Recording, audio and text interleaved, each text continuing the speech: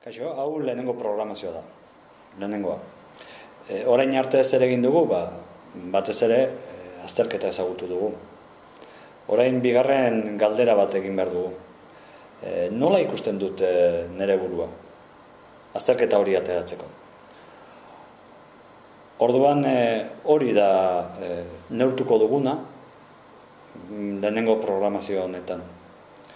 Horretarako, idazlan bat egin beharko duzu, idazlan bat ez oso luzea, eta bi gai prestatuko dituzu bi mintzasaiotan egiteko. Importante izango da ebaluatzea egindako lana, eta gero tutorearekin komentatzea, tutoretza saio bat edukiko duzu, tarte honetan, eta gero lasai. Badakigu askotan irakurmeneko ariketak eta entzumenekoak konplexuak izaten direla, batez ere testua luzea denean, baina badituzu ariketa pila bat hori lantzeko.